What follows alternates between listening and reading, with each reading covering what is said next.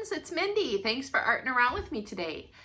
Today we're going to start session 2 of Max's Mushroom House.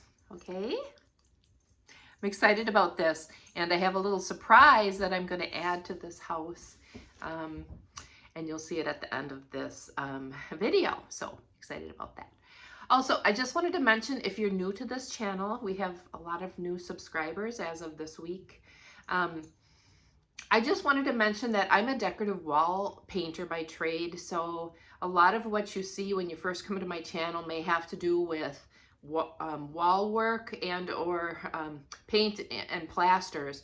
So if you're here only interested in the fairy houses and the air dry clay projects, go to the section on my page that says playlists and look for the heading that says fairy houses, and I think it says air dry clay or DAS air dry clay, and click on that, and that will take you to the whole listing of anything to do with fairy house videos that I've made. Okay, and they should be in somewhat of an order, so if you want to start from the top where we started a few weeks back with very basic instructions, you can do it that way. So just wanted to tell you that. But I'm an artist through and through, so I'm going to cover a lot of things on this channel, but it's all fun stuff. But if you're just here for the fairy houses, there is a specific place to find those items. Okay?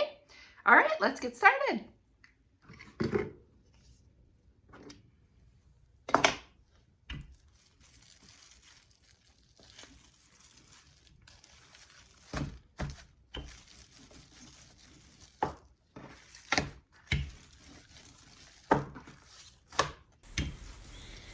So as you can see, I have decided to put the clay between some saran wrap with a little bit of Vaseline at this point, not because the clay was hard, but because I have found that if I need big sheets like this,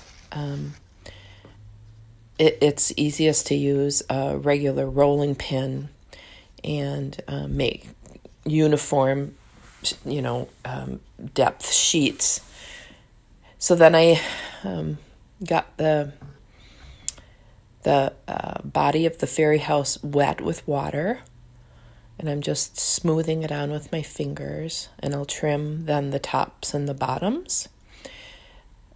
So a few videos back, I was talking about whether or not we needed to be using water or something on, let's say, for example, on this glass body of the fairy house. And I hadn't in the past, but since then, if you've watched my other videos, I take some water and I stir in a little bit of Aleene's craft glue. And you know what? You could probably use Elmer's glue. I don't think it matters, but just a small amount mixed into the water. Just always have that little dish of water close by. You use a lot of water for smoothing and applying with this product, which is DAS air dry clay. It's the DAS air dry clay. There are other air dry clays that you can buy, but this is the one that I've found is the best quality in that it doesn't crack as it dries. So you'll see me using a couple different tools. I have a lot of different tools, and they're all interchangeable. You will find tools that work for you. In fact, I took a class in Atlanta about 2 years ago learning a different kind of, not clay application, but it was a plaster, sculpting plaster application. And I remember the instructor said, you can have all these tools and you're going to find your favorite few and use those for everything. And that's really true. You'll find what works for you. And, you might have 4 or 5 or whatever, 3, and you're going to find that those are the ones that work for you. The thing that works best for me, obviously, is my hands, and you'll find that too. Your hands and your fingers do much of the work. So I'm going to put the clay on around the body. We'll call it the siding of the fairy house. in a couple of sheets. So that's what you see me doing here, is getting ready to roll out some more clay.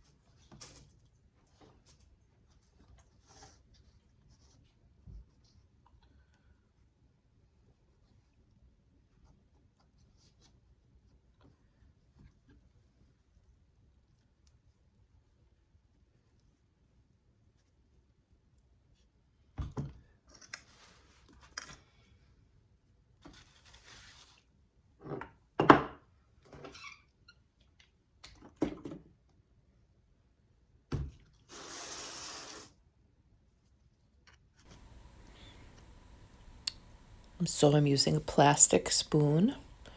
Just kind of get it wet. That's one of my favorite tools, the back of a plastic spoon. I like the dimples in this glass, and I want to use them. I just want that, there's different things. I could have put a texture in the clay, but I really want to use the texture of the glass. What I found, though, is as I was pressing into those dimples, there were some bubbles. So when that happened, I would just take a little tool, pop a hole in the clay, and press the bubble out. This is another tool that I really like. And there's probably a name for it, but I have a lot of different tools that have balls at the end. This one is a plastic one. It has two different size balls at either end. And they're like kind of have an angled head to them.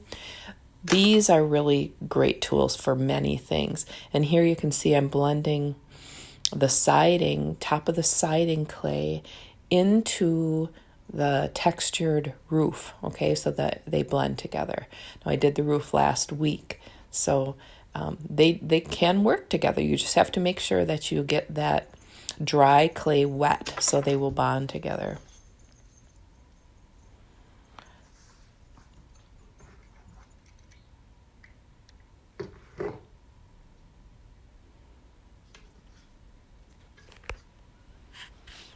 I'm going to here cut out the door. I'm a little bit out of the frame.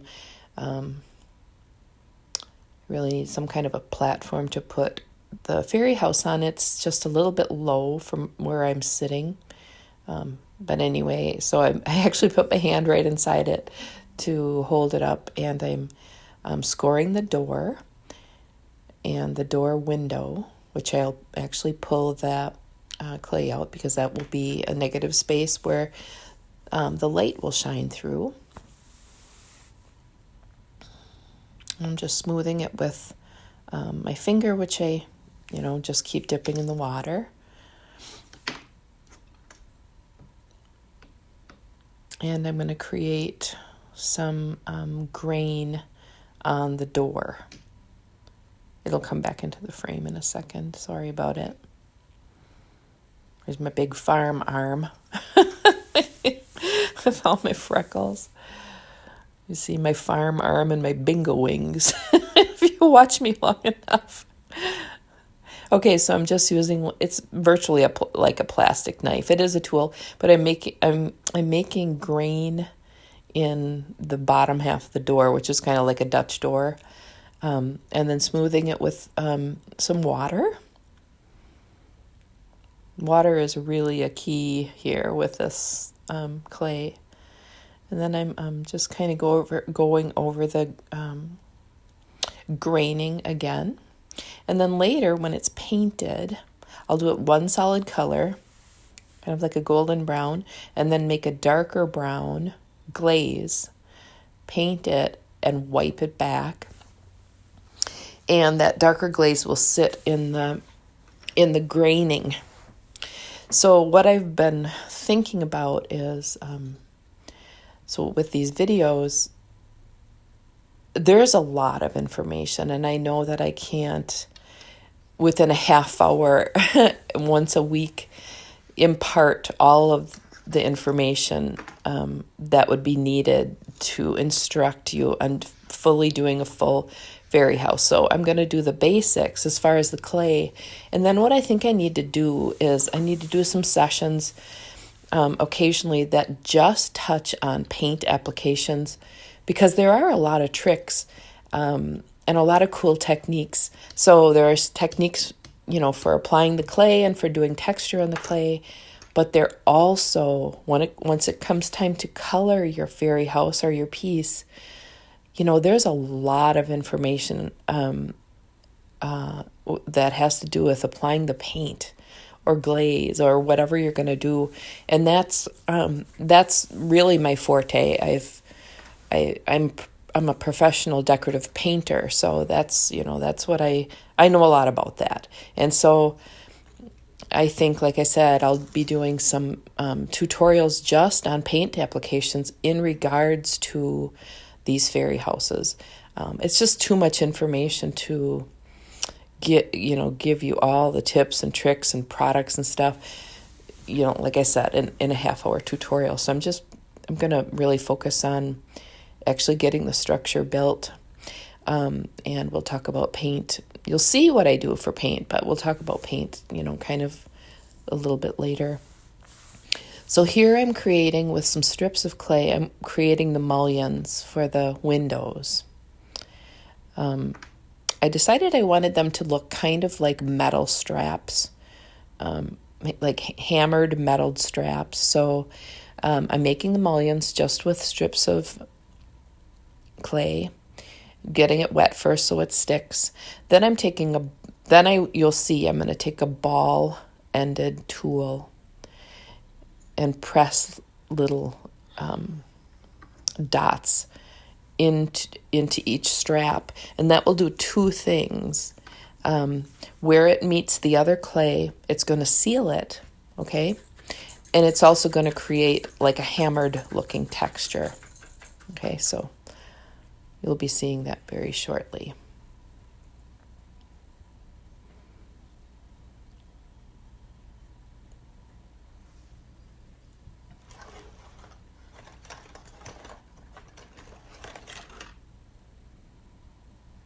Okay, so here, this one has a very small metal ball, so this is helping to seal into the old clay, and it's also leaving a dimple. And I'm going to use now a little bit bigger ball end. I don't know what these tools must have names, but I don't know what they are, so I might have to come up with names for all of them. Merle and Hildegard.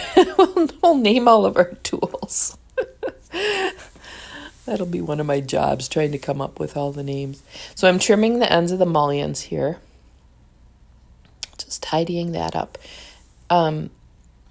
Basically, then this is what you will do for all of the windows. So there's a front door with a window, and then they're around around the fairy house, there are 3 more windows that are the same shape. So it's basically the same process, obviously. Okay, applying the mullions, putting the dimples in, or the hammered look for these metal straps that will eventually get painted kind of a very dark, like an iron color, and then I do a kind of a greeny blue patina over the top. And again, that's a good example of I'll do some paint application tutorials in the future. Actually, in my other videos where you probably know by now that I am a wall decorative painter by trade. And so a lot of my videos have to do with that. Applying paint in different ways to people's walls. Sometimes it's furniture, but mainly walls. And actually, it might even be worthwhile to watch some of those videos and just see the different products and different applications. It's fun to watch, and you may pick up some good tips and tricks for doing some cool finishes on your fairy house. There's just so much to learn. But you see how kind of using my thumb and pressing in to those dimples that are in the glass is creating its own texture, and I think that's cool. That could have been like a cool strawberry house, couldn't it have been? Oh, see there, I just had to pop a little bubble.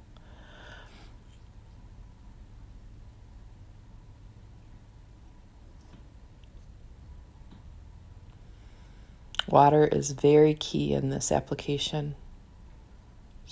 Your hands are going to get dirty. That's okay, right? It's just clay. It's paper clay. No big deal. It's not caustic or anything. It's just paper with some glue in it, basically.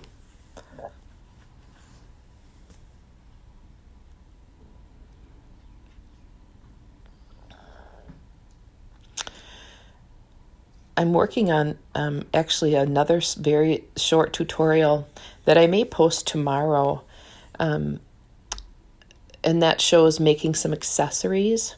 I wanted it to be part of this tutorial, but this one's already getting really long.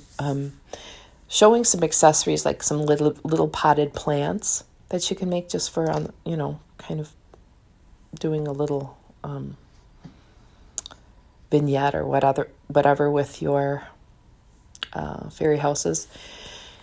And I'll try to post that tomorrow. And like I said, I'm going to show you how to use, or just different options, fun stuff, using things that you can buy, things that you can make, things that you can adjust, things that are around your house, maybe around your yard, to pull everything together to, everything doesn't have to be store-bought. And it doesn't have to be expensive either. So, like I said, look for that video to be released maybe tomorrow. Okay, so I have a basic shape for the window. And once I cut out one of them, I used it as a template for the other 3 side windows. I'm just tracing around it, scoring it. Pulling out the clay, and then I do the mullions, just like I did on the front door.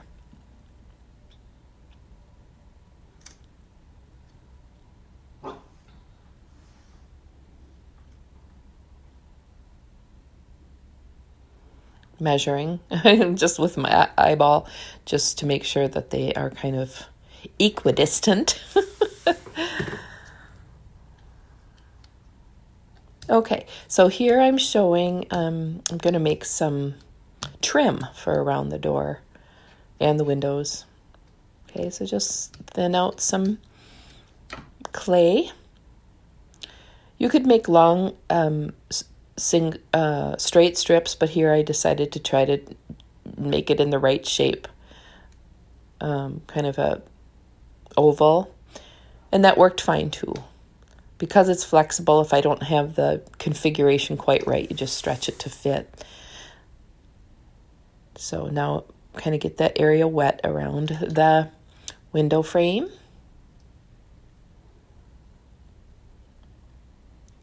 apply the wood frame. I say wood because I'm going to put some wood graining on the framework that goes around all of the windows and the bottom of the door, as I did already.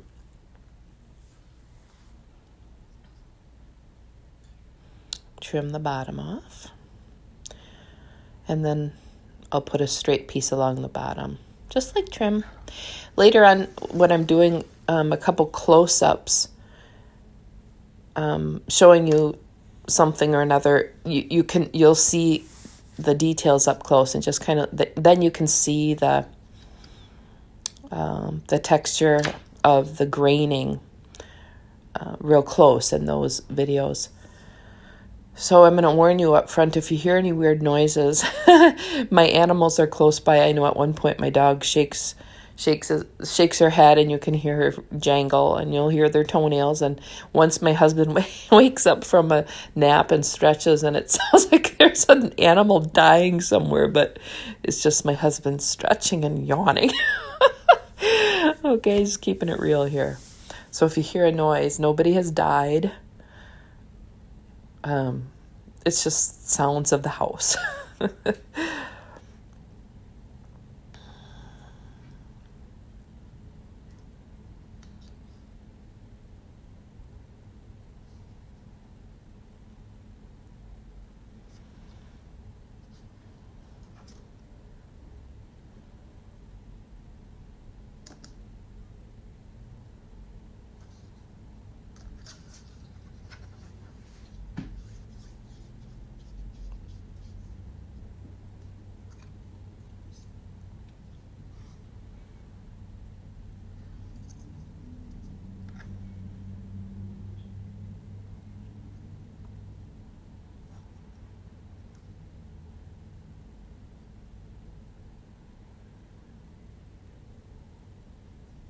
Just kind of pressing the two pieces together using the back of a spoon.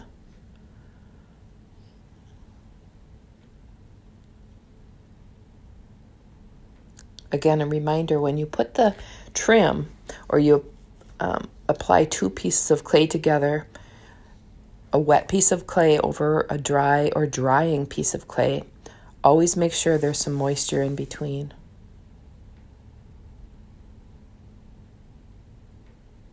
And now I'm scoring some wood graining into the frame. Now this isn't a really sharp tool like a knife, because that would be, the graining would be just too delicate. So, I mean, you could even use like possibly the back of a, plastic spoon or knife or something to cut this graining in. It just depends on, I guess, the tool. And then smoothing it with your finger really mellows it out a lot. Now, you know you can't see the detail very well, but you will in a little while. Like I said, with this project, it's kind of big and bulky, and so I've learned that I need to turn it upside down into a bowl to work on it sometimes, to get it at the right height and to be able to get at it. And so you'll see me do that throughout this video as well.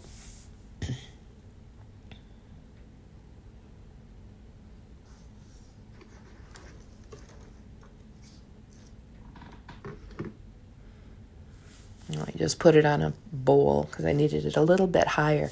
And I'm showing you now here, you don't really see it very well, but there are tools that have flexible ends. They're rubber end tools. And these are very, very helpful. Okay, the one that I'm going to be using has a pointy end on it. Two pointy ends. They're two different sizes. So I get those a little bit wet. And they're kind of like little miracle workers. You can get in, like here I'm inside the mullions, and sealing it. It's almost like having like a pointy little finger. I have these big farm hands, and not delicate hands or delicate anything on me. But these are delicate and they're soft, and if you get it wet, they really do wonders for cleaning areas out and sealing pieces together, believe it or not. If you could see closer what I was doing, this is a really great tool, these rubber end tools.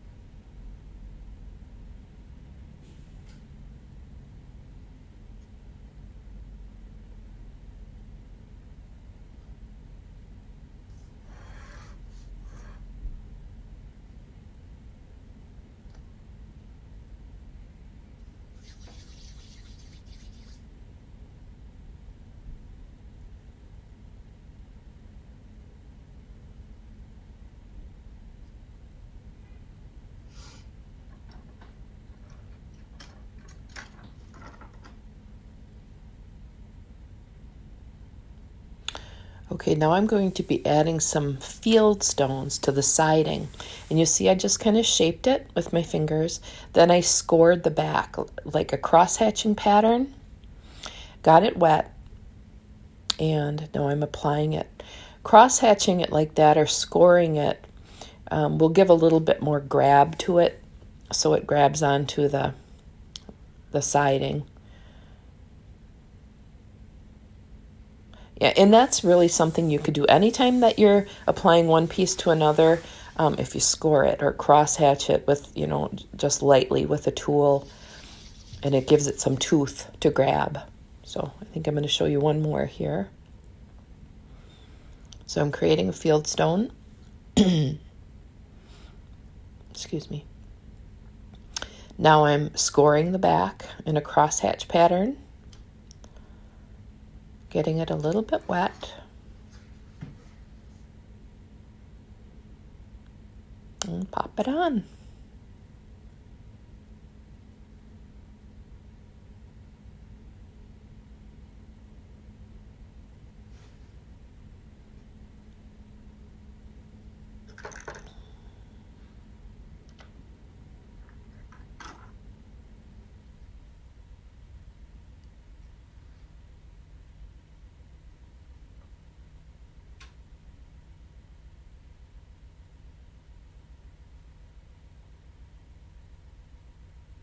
These rubber-ended tools, like I said, are really good for sealing one piece to the next.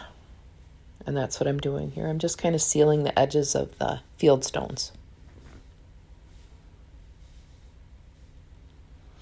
I just ordered a Lazy Susan, a marble Lazy Susan, which I think is going to come in really handy for me. It'll raise my piece up a little bit, and I can just spin it. So I'm excited about it. It should come in a couple days. So you'll see it next week. Exciting stuff. A Lazy Susan.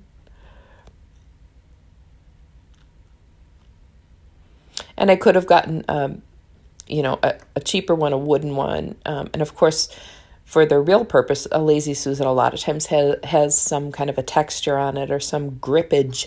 And I don't want that. I got a marble one because I want to be able to clean it. Marble I can actually scrape if it gets paint on it or dried clay or anything.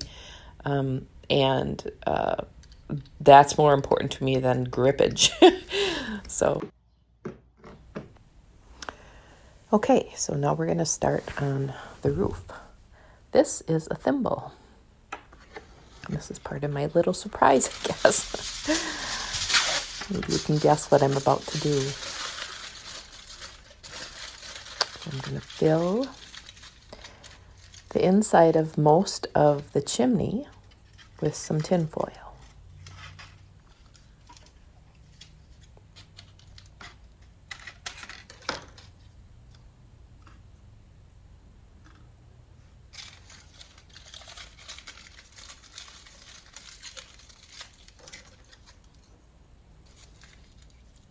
Now I'm wrapping the thimble with some tin foil just so it fits snugly inside of the top of the chimney.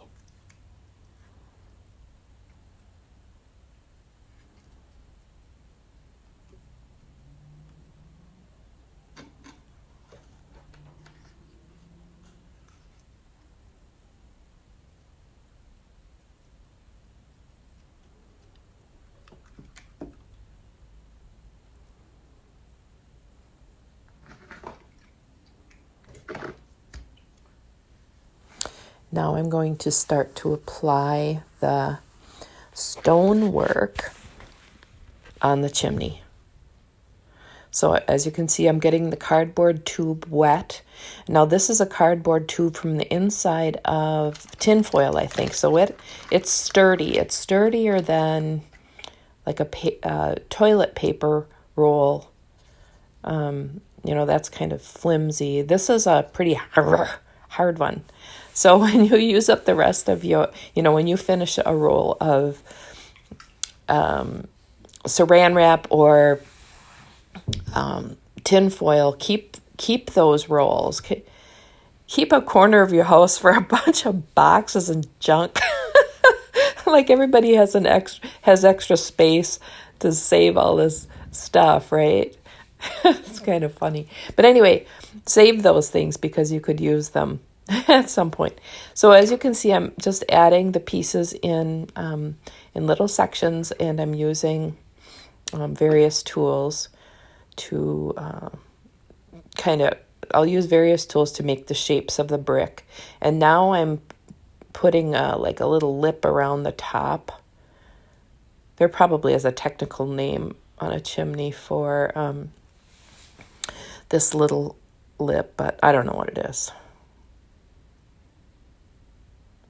All I know, and you may be thinking the same thing, but I don't know. That chimney is looking like a body part right now to me.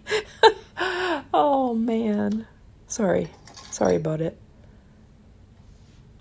Sorry I even brought it up if you weren't thinking that. I'm going to shut up now. Look at that chimney.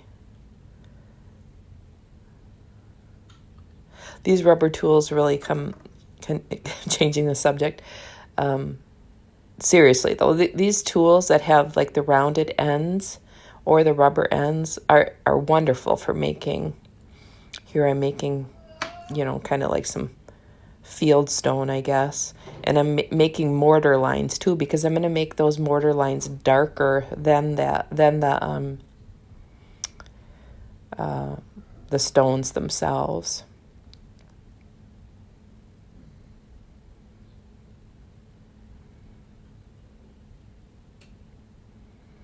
So definitely invest in some of these rubber end tools and the ball end tools also. They're not expensive. Just look for them on Amazon. They're usually in a package of several for, I don't know, less than $10.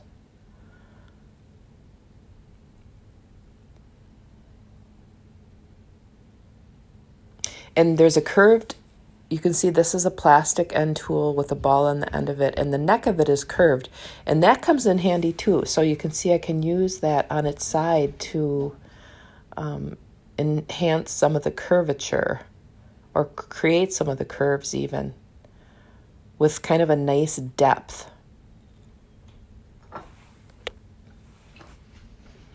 So we're getting there on this chimney.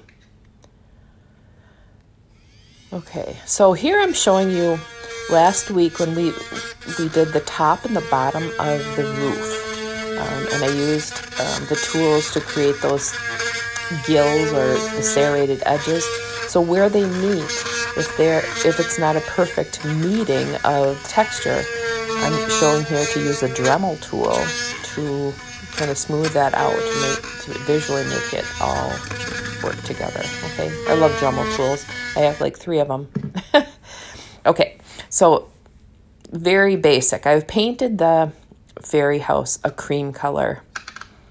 And I'm going to show you how to make a glaze. This is very basic. I'm using some glaze medium. This one's from Modern Masters. It's called Tintable Glaze. you should be able to find this one in box stores or maybe a True Value. Into it, I'm putting some acrylic paint, kind of a golden brown. I want it a little darker than a golden brown though, so I'm going to add a little Van Dyke brown. That's what I'm showing you here. This is made by Proceed. You don't need to buy professional products. I just have a lot of them. You could just use some good quality acrylics to shoot in there, or not even very good quality acrylics. Just shoot some paint in there. Stirring it up. All right, so a glaze in this form is actually this is actually a really nice consistency for some things. I decided I wanted it a little bit thinner, and now I pour too much water in there. I wish I would have only put in about half or less. But it still will work. It just has got a little bit watery for me here. So the technique that I'm going to do is I'm going to paint this glaze onto, actually I end up painting it onto the entire piece, and then I will wipe it back. Okay, so you'll see what I mean by wiping back, because I'll use that term quite a bit when it comes to paint techniques. Okay, so I'm painting, you don't have to be careful. You just kind of get it in all the creases, paint it on. Okay, so that's what I'm doing.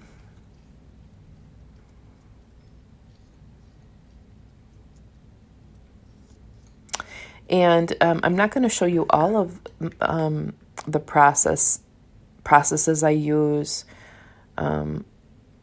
because I just don't have time. But this is a basic glaze, okay, or an antiquing. So I applied it. Now I'm using a dry rag and wiping back. So I'm not, see how some of it kind of stays in the creases? So if I wouldn't have had quite as much water in my glaze, more of it would be staying in there. But it is what it is, and I end up doing a lot more putzing around with the roof with some other paints and colors and stuff. And again, this video could go for 2 hours if I got into everything I did to this fairy house. So I'm going to just focus on this very basic step, which is in a glaze, okay? And you can see now that I'm glazing the bottom in the same way. Just gives it that real old worldy kind of feel to it. Okay, so this is the end of showing you the painting process. I do quite a few more things, as you'll see, but the next clip will show you the final product. Okay, so I've added some green and some dark brown and some grass on the bottom. So here it is finished.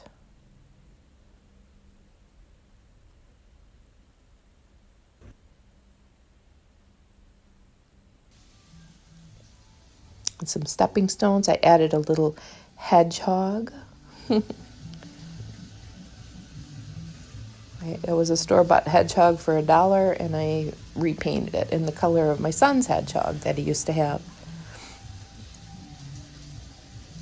I think it turned out really cute. Look at the little fella.